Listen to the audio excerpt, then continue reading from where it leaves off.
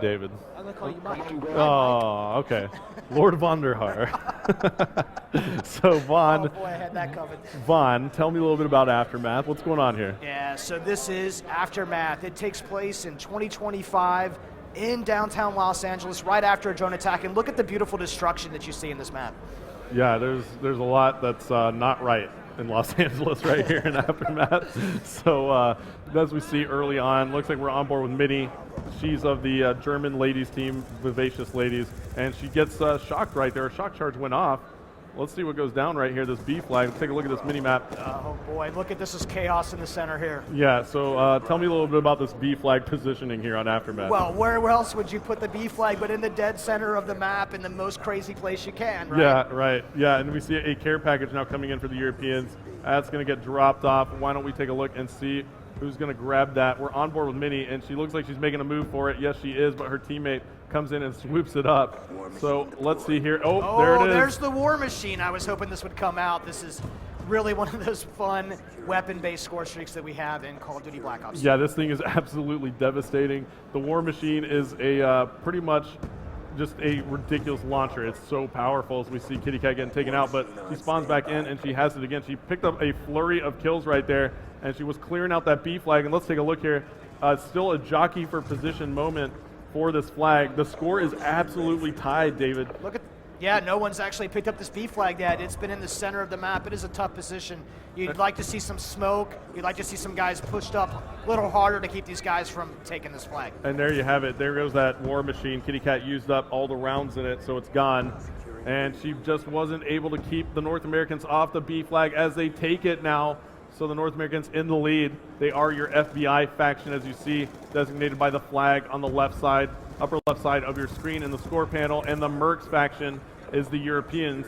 They are there on this B flag now. Look at that capture progress bar. She might grab this flag. Yep, absolutely. Great teamwork right there by the Europeans to get that flag back. But Merc comes in and smokes a few. Let's take a look at the map. Oh, well, actually, it looks like the Europeans do have some pretty good map control now. We'll jump back on board with the Americans. We'll jump on board with Merc, who's making a move for that flag. He gets taken out, and now Merc spawns back in.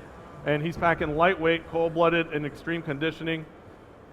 And David, let's find something else to talk about here. Tell me a little bit about what his class is using. Do you notice anything here? Yeah, this guy, you know, Merc is a very traditional player. I think he's got 3 perks out and using a Claymore and some shock charges. Now, those shock charges give you just enough time to put a target down. If you put them, we're seeing the European team actually throw them onto the B flag, confuse those guys so that they can jump in there. But Merc's got this shotgun out, and he's got that laser sight so that he has some real superior hip-fire accuracy right now.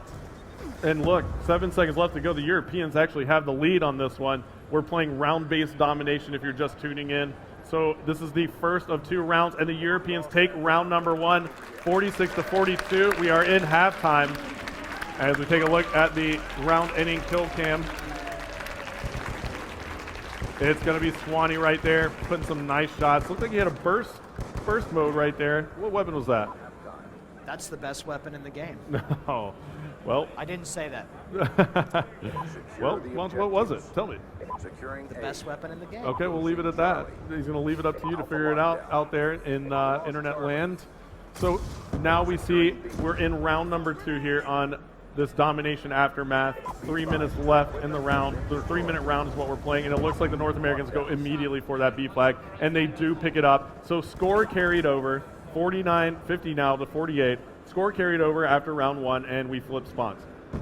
Yeah, so now that we've got these flip spawns, we're going to see where these teammates set up. They're not facing the same direction. The flank routes are not going to be the same for them, and so they're going to relearn their positions and figure out what to do in this scenario to hold down both that A and B flag. Yeah, I'm actually going to take the perk icons off now, and let's go ahead and take a look here on the team for the Europeans. We'll swap over to Gunshi, who was really hot earlier. Now Gunshi has the R870. That seems to be the most popular shotgun with these guys. What makes that their choice right now? What would you say? It does a lot of damage. It does do a lot of damage. This is really a classic style shotgun. The semi-auto, the pump. Just look at those shells on the side of the thing. The thing is absolutely beautiful. The Treyarch weapons team is some of the best in the world. You can see their work coming through right here.